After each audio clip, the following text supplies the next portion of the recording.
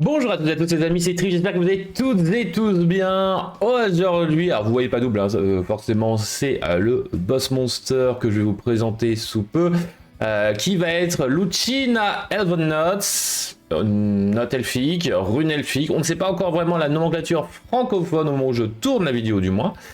Mais vous aurez très certainement le vrai nom puisque ça sort quand même ou peu, mais en tout cas c'est assez cool de voir cette mécanique. Je vais vous présenter un peu au fur et à mesure que je vous présenterai les différents magiciens du lore de Médius.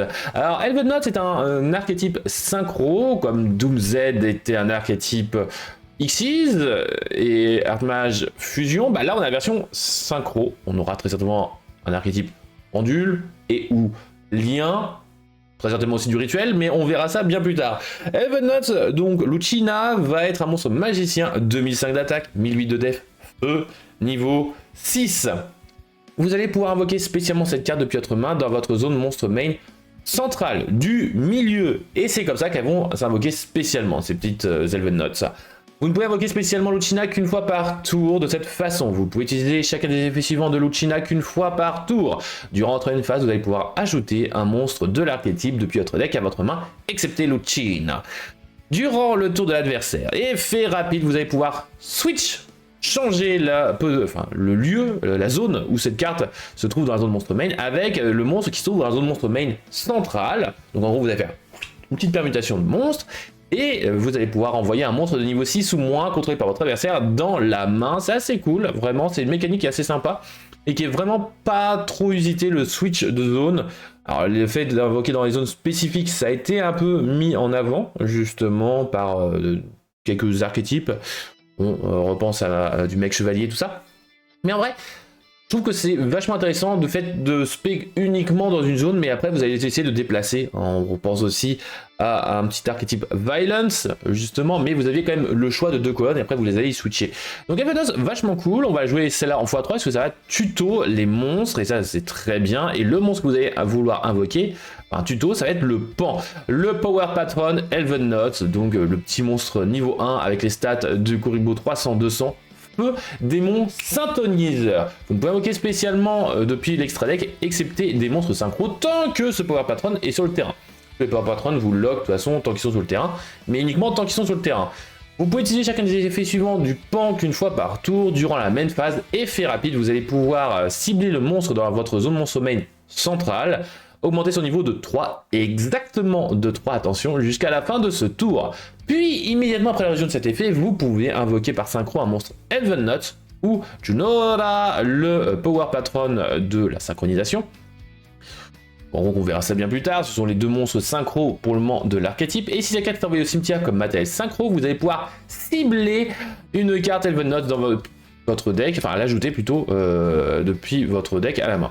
Ça recycle depuis le deck et pas depuis le cimetière. C'est très très fort. On va jouer en une fois parce que comme tous les Power Patrons, on va jouer en une fois. Ça se tuto, ça se spé, ça se recycle, ça fait des trucs de dingue. Une fois, et on va jouer donc Médius le pur. Notre Médius, le blondinet qu'on va jouer en 2 fois. Ténèbres, niveau 4, 1008 elfe. Oui, alors lui, dans l'histoire, c'est plus un magicien, ou alors c'est un petit elfe malicieux du lore que je ne vous spoilerai pas si vous n'avez pas vu ou lu du Shakespeare, mais voilà, c'est un elfe, alors que les runes elfiques, ce sont des magiciens. Allez savoir comprendre pourquoi, mais ce n'est pas grave. C'est un elfe qui dit que s'il est invoqué normalement ou spécialement, vous allez pouvoir ajouter à votre main ou invoquer spécialement un monstre mécène du pouvoir depuis votre deck. En gros, les Power Patrons. Et en gros, vous allez pouvoir spé le Pan. Si cette carte est dans votre cimetière, vous allez pouvoir mélanger un monstre depuis votre main ou terrain, pas très tôt dans le deck. Et si vous le faites, invoquez spécialement cette carte, mais bannissez-la lorsqu'elle quitte le terrain. Vous ne pouvez utiliser chaque effet de Médius qu'une fois par tour. 2 fois, pourquoi? Parce que il est trop fort. Il est trop sympa. Et vraiment sympa pour pouvoir renvoyer dans le deck des one-off que vous voulez pas avoir en main, donc et on va en voir justement un peu à plus tard, mais surtout un qui me saoule à avoir toujours en main de départ, mais au pire des cas vous verrez directement dans la deuxième vidéo, donc qui sort le lendemain de la sortie de cette vidéo là, sur les petites combos assez sympathiques qu'on peut faire justement avec Médius, et qui va nous donc pouvoir se spé le Pan et ensuite faire des combos. Médius, donc, son but va être d'être au cimetière. Donc, pour l'envoyer au cimetière, il n'y a rien de mieux que théoréalisation. C'est une magie normale, insupportable à prononcer. Envoyer un Médius le pur depuis votre deck au cimetière, et ça, c'est le coup. Et ça, c'est cool. Regardez la carte du dessus du deck de votre adversaire et placez-la soit au-dessus, soit en dessous du deck. Voilà, ce module, c'est très sympa. Vous allez pouvoir aussi bannir cette carte depuis votre cimetière si la monstre face recto que vous contrôlez déclare un type et un attribut jusqu'à la fin du tour de votre adversaire. Le monstre devient de ce type et de l'attribut. Et ce qui va nous intéresser, c'est surtout de moduler l'attribut des monstres pour qu'il soit ténèbres, soit light, pour pouvoir invoquer Chaos Angel. Donc, vous chaque effet de théoréalisation qu'une fois par tour. On va jouer en x3 parce qu'elle est très bien, très folle, très incroyable. Elle est totalement insane. Passons donc à l'autre monstre, on a vu Lucina, maintenant on va passer à Dina, je sais pas comment ça traduire, hein. Niveau 6, haut, 2004-1008, vous allez pouvoir aussi l'invoquer spécialement dans la zone centrale, mais vous pouvez l'invoquer spécialement de cette façon qu'une fois par tour, Dina. Les effets suivants qu'une fois par tour de Dina, bien évidemment. Durant votre main phase, vous allez pouvoir placer cette fois-ci une magie continue Elven Notes depuis votre deck face recto sur votre terrain. Ça c'est cool, enfin magie continue. Et durant le tour de l'adversaire, en effet rapide, vous allez pouvoir switcher avec le monstre qui se trouve dans la zone monstre main, ce Dina, puis bannir une carte aléatoirement depuis la main de votre adversaire jusqu'à la end phase, face recto. Bon, ça fait perdre une ressource à l'adversaire, mais bon, si vous n'avez pas vraiment ce qu'a l'adversaire en main, c'est un peu pénible. Mais en vrai, c'est quand même assez sympa pour pouvoir switcher et potentiellement Lucina qui se trouve en zone main. Donc le Dina switch avec Lucina passe à autre part que dans la zone du milieu. Donc ensuite effet Lucina, hop, elle retourne au milieu avec Diana switché et effet de Lucina, vous allez pouvoir bannir, renvoyer un monstre de max niveau 6 dans la main de l'adversaire. Donc ça c'est cool. D'où le fait que Diana est... Bof, on va pas se mentir, hein, on pourrait se dire ouais mais pourquoi se faire chier Trif de la jouer en x3 ? Parce que c'est pas elle qui est la plus intéressante, même si elle est très forte, c'est surtout la magie continue, le Homecoming Parallelism. Elven Note. Cette magie continue va vous dire que le monstre de la zone monstre main centrale ne peut pas être détruit par les effets de carte. Vous allez protéger le monstre de la zone monstre main centrale, c'est très sympa. Vous allez aussi pouvoir envoyer un monstre depuis votre main ou terrain au cimetière pour pouvoir invoquer spécialement, et c'est ça qui est intéressant, invoquer spécialement un monstre Elven Note depuis votre deck d'attributs d'origine différents en position de défense. Et aussi vous ne pouvez plus invoquer spécialement de monstres depuis l'extra deck pour le reste de tour, excepté des monstres synchro. On joue quasiment que des monstres synchro, hein. Vraiment c'est pas très dérangeant. Vous pouvez utiliser cet effet qu'une fois par tour. On va jouer en une fois, ce tutorisable, vous m'avez compris, par l'effet de Dina. Donc Dina qui était le pendant magie continue, on va avoir le pendant piège continu qui va être Fortuna, donc qui va être magicien light 2002-1008. Vous allez pouvoir invoquer spécialement cette carte dans la zone monstre main centrale. Vous ne pouvez invoquer spécialement Fortuna de cette façon qu'une fois par tour. Chacun des effets suivants de Fortuna sont qu'une fois par tour. Durant votre main phase, vous allez pouvoir placer une piège continue Elven Note directement depuis votre deck ou main face recto sur votre terrain. Durant le tour de l'adversaire, effet rapide, vous pouvez switch avec le monstre de la zone monstre main, la position, la zone dans laquelle se trouve Fortuna. Ça va être insupportable pour les pauvres traducteurs qui vont devoir traduire cet effet. Puis renvoyer une magie piège face recto sur le terrain dans la main. Donc ça c'est assez sympa, c'est situationnel mais très sympa. Pour envoyer vos propres cartes potentiellement, c'est très cool. Fortuna et la piège qui va aller avec Fortuna, ça va être Maddening Rhapsodia Elven Note. Donc en gros, Rhapsody des Elven Notes, en gros. Piège continu qui va avoir un effet assez sympa. Puisque tant que vous avez un monstre dans votre zone monstre main centrale, votre adversaire ne peut plus invoquer, ne peut plus attaquer, je veux dire, de monstres à part le monstre de la zone centrale. Donc en gros, vous allez mettre votre ton au milieu. C'est le but de Elven Note. Vous allez pouvoir envoyer un monstre depuis votre main ou terrain au cimetière. Cibler un Elven Note depuis votre cimetière d'attributs d'origine différents et invoquez-le spécialement. Donc en gros vous avez foolish ou envoyer depuis le terrain au cimetière un monstre, vous allez en respect un n'importe où. Puis si vous contrôlez un monstre synchro, vous allez pouvoir annuler les effets d'une carte face recto que votre adversaire contrôle jusqu'à la fin de ce tour. Et ça c'est cool, c'est pour ça qu'en règle générale, l'effet de recyclage c'est sympa mais c'est pas non plus transcendant. Mais par contre... Negate, c'est sympa. Donc c'est pour cela qu'on va jouer la magie continue que je vous ai présentée et Rhapsody. Parce qu'en gros, vous allez pouvoir avec la magie continue, enfin videz votre deck et allez chercher celui qui vous intéresse. En gros, Fortuna en règle générale, et avec Fortuna vous allez avoir la piège et ainsi vous allez avoir et la magie et la piège sur le terrain, c'est assez cool. Donc voici le package en gros Elven Notes que je vous propose, ça vous fait que 15 cartes, hein. Ça va, c'est très sympa. On va partir sur le deuxième package avec, eh bien, alors vous pourrez le remplacer par des N-Trap ou autre chose bien évidemment, mais en vrai c'est un package que j'aime de fou quand ils l'ont annoncé, puisque c'est un package de 6 cartes dans le main, et bon, des synchros dans Extra Deck, et vous allez en règle générale jouer. Tout d'abord, Junkmaster, donc le robot maître, le maître robot, j'en sais rien comment est-ce que ça sera traduit. C'est un monstre guerrier terre, niveau 4, sans attaque, 2300 de défense ce monsieur, hein, de grosse défense. Vous allez pouvoir révéler un monstre synchro qui a dans son nom guerrier ou poussière d'étoile dans votre extra deck, invoquer spécialement cette carte depuis votre main. Et aussi vous ne pouvez plus invoquer spécialement depuis l'extra deck pour le reste de tour, excepté des monstres synchro. Oh là là, je vais être lock en synchro. La seule X6 que je joue, elle est très situationnelle, et en règle générale c'est quand vous avez une main un peu biscornue d'Elven Notes, hein. Vraiment c'est très rare que vous allez la faire, mais si vous pouvez la faire c'est toujours bon à prendre, qu'on verra après. Donc la lock en synchro c'est pas très dérangeant par Junkmaster. Mais si cette carte est invoquée normalement ou spécialement, vous allez pouvoir ajouter une carte robot depuis votre deck à votre main, excepté robot maître. Vous pouvez cibler un monstre robot que vous contrôlez, diminuer son niveau de jusqu'à 2, c'est cool. Vous pouvez réduire de 1 ou de 2. Et vous pouvez utiliser chacun des effets suivants de Junkmaster qu'une fois par tour. On va jouer en x3 parce que ça c'est un très bon extender. En plus il a un très bon niveau. Vous le transformez en lumière par effet de théorisation. Vous avez donc un monstre niveau 4 ou ténèbres, hein, et un monstre niveau 6 lumière. Boum, synchronisation, Fortuna avec Maester. Ça vous fait un Chaos Angel très sympa.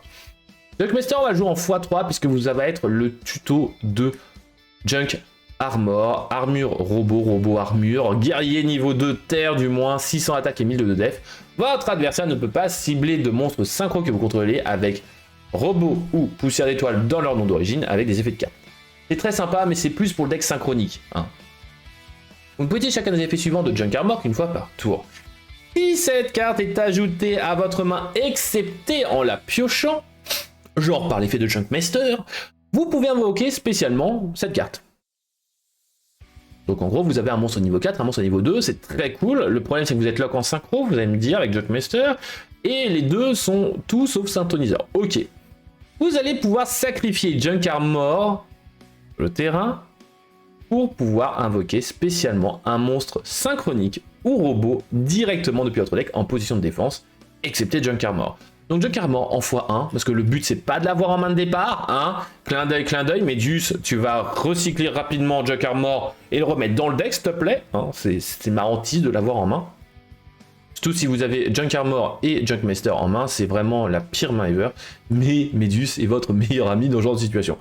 Bon, il faudrait juste réussir à le foolish. Bon, bah, théorisation, foolish Médus, effet Médus, on renvoie Robot Armor dans le deck, et comme ça, on est content. Junkmaster peut avoir tout son potentiel, c'est sympa. Et d'où le fait que je vais en jouer 2 Médus, c'est parce que bah, si je vous en avais un Médus, Junkmaster, Robot Armor et théorisation, bon, qui va se passer très rarement, mais ça peut.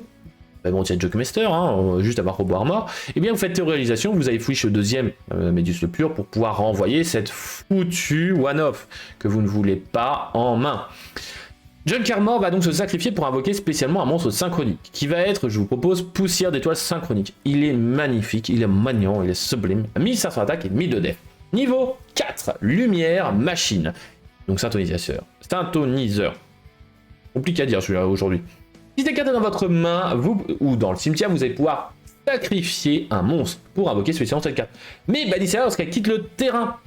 Et aussi, vous êtes lock en monstre synchro depuis l'extra deck, le reste de ce tour. Si cette carte est invoquée normalement ou spécialement, vous allez pouvoir ajouter une magie piège depuis votre deck à votre main qui mentionne Stardust Dragon, le dragon poussière d'étoile. Vous ne pouvez utiliser chaque effet de poussière d'étoile synchronique qu'une fois par tour. Une fois largement suffisant, si vous l'avez en main de départ, c'est pénible, mais vous pouvez quand même l'extend facilement, donc c'est pour ça qu'il est beaucoup moins dérangeant que Junk Armor. Vous allez me dire, bon, avec lui, je pourrais aller ajouter d'autres cartes Junk. que Junk Armor. Mais en vrai, vous voyez très bien que la combo est très sympa, et en vrai, il est certes dérangeant, mais pas tant que ça Junk Armor, grâce à l'effet, encore une fois, de Médus le pur. Par l'effet de Stardust Synchrone, qu'est-ce qu'on va aller chercher? Eh bien, on va aller chercher la piège chemin lumière d'étoile. Piège normal en one-off, lorsqu'une carte ou un effet qui va détruire un minimum 2 cartes que vous contrôlez est activé.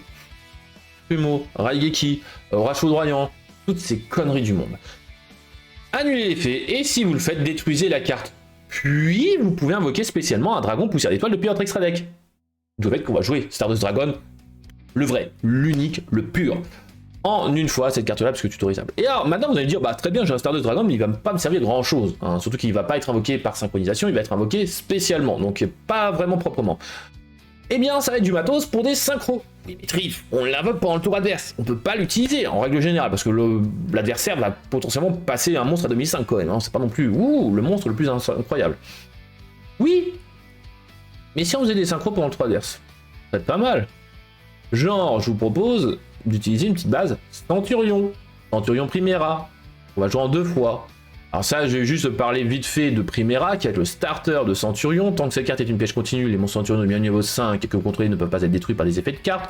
C'est sympa, mais sans plus. Même si en règle générale, elle se retrouve très facilement en zone MP. Vous ne pouvez utiliser chacun des effets suivants qu'une fois par tour de Primera. Si cette carte est invoquée normalement ou spécialement, et c'est là qui est intéressant, c'est que vous avez surtout la norme, mais l'aspect c'est pas non plus déconnant.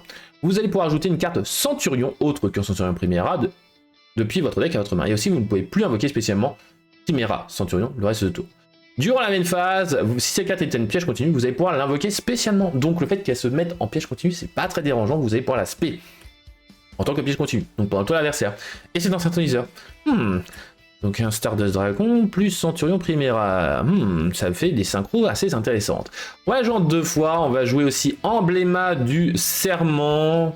Magie rapide en x3. Placez un monstre Centurion depuis votre deck dans votre zone magie et piège. Continue, comme piège continue face recto. Le reste de tour, tant que vous contrôlez la carte ou une carte du même nom, vous ne pouvez pas invoquer spécialement de monstres, excepté des monstres Centurion depuis l'extra deck. Attention, ça vous lock en Centurion tant que le monstre est sur le terrain. Donc une carte et sur le terrain. Carte du même nom. On va y arriver.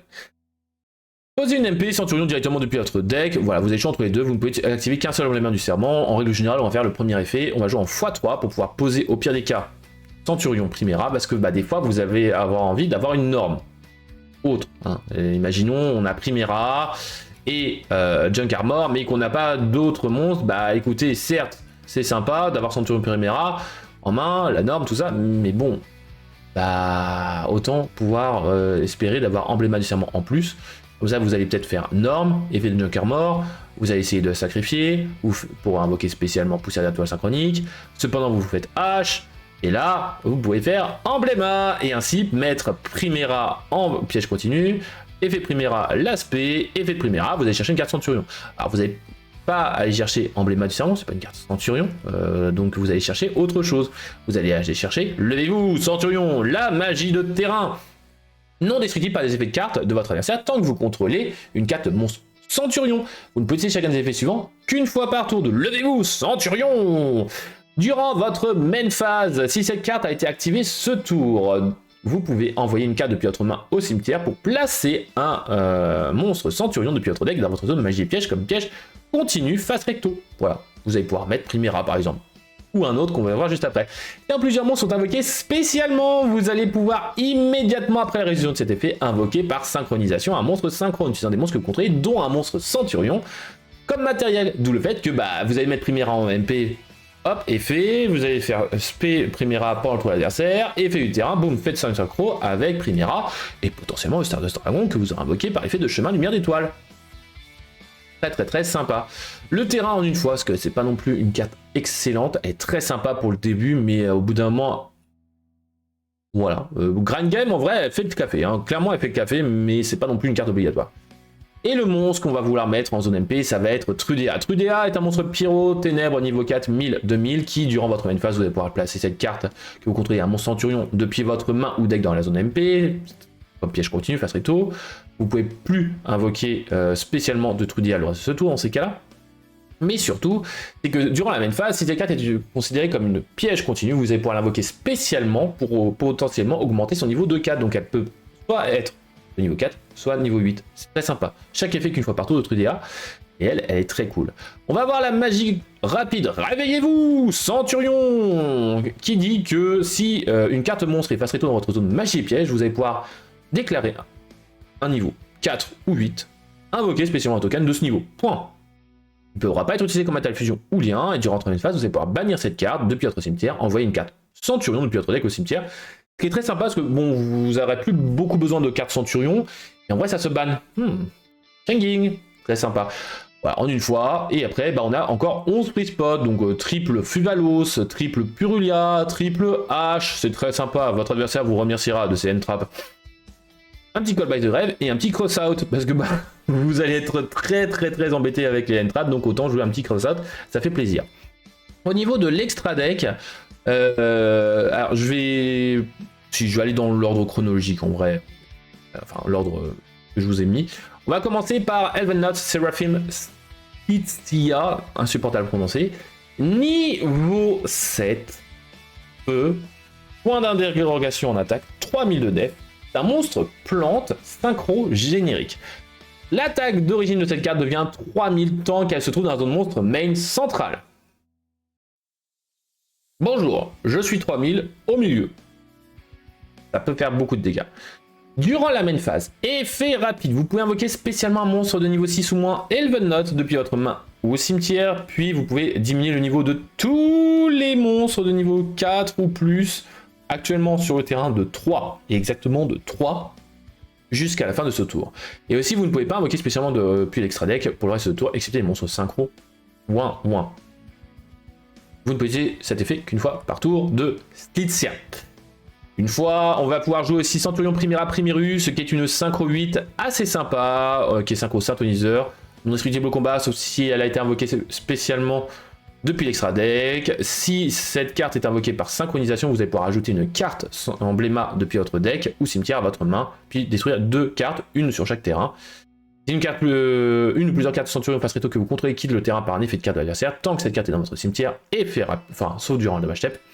Pas un effet rapide, c'est un effet trigger. Vous pouvez invoquer spécialement cette carte 2006-2006, très sympa. Axel Synchro, qu'on va jouer aussi en une fois, très sympa, pour pouvoir faire des synchros pendant le tour adverse, et surtout respect potentiellement notre pan.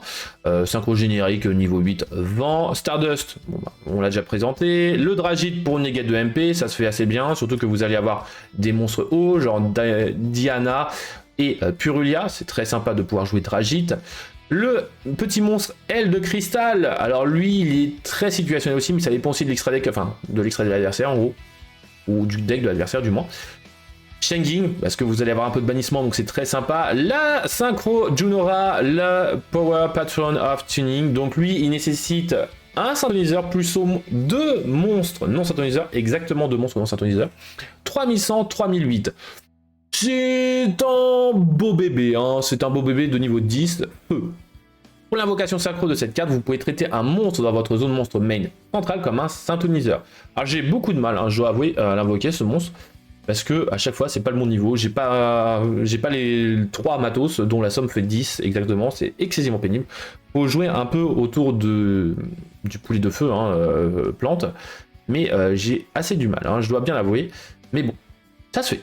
J'ai déjà fait une fois, je crois que ça fait pas partie des replays, mais ça se fait.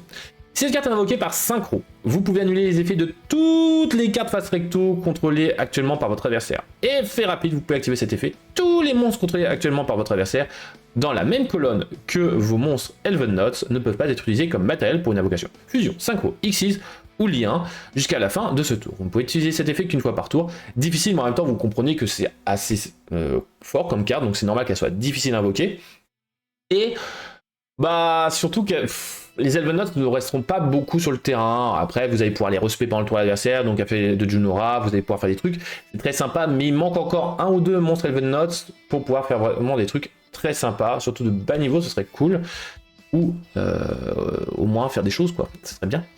Sur les magies continues, pièges continus, tout ça, on a des choses, c'est très sympa, mais les monstres du main, c'est un peu le problème.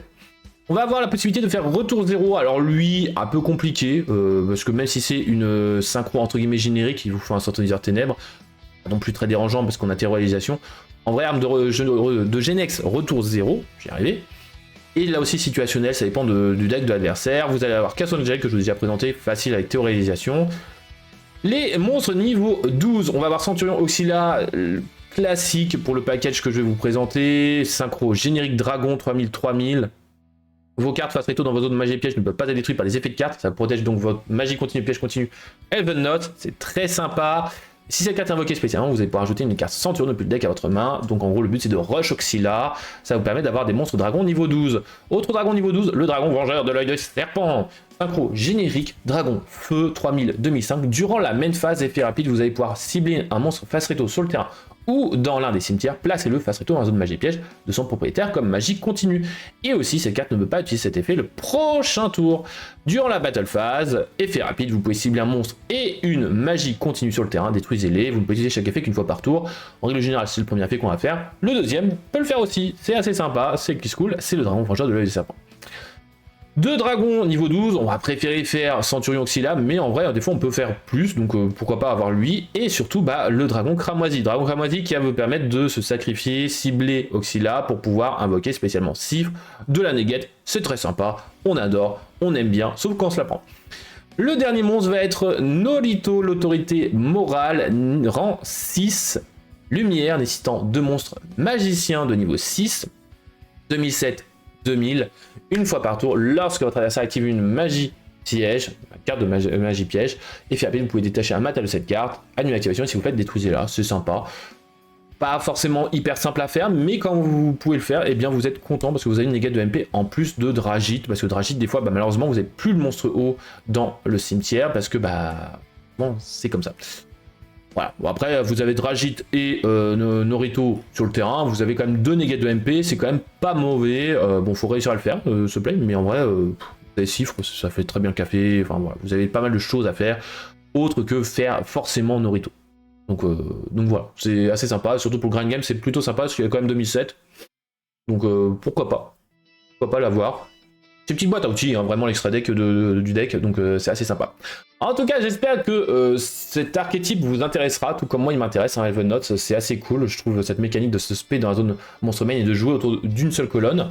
Et on se dit à la prochaine les amis, c'était Trif pour ce deck profile, donc je vous rappelle, rendez-vous la semaine prochaine pour un autre deck profile. Dès demain, vous aurez les tests, tout ça, vous avez le lien directement en dessous, si vous le voyez un autre jour que le jour de la sortie. Qui est directement en dessous, vous avez le lien pour voir à peu près ce que ça peut faire, les combos que ça peut faire. J'ai fait moi contre des bots bien évidemment pour un peu voir ce que ça peut faire. On se dit à la prochaine les amis, prenez soin de vos proches, bye bye.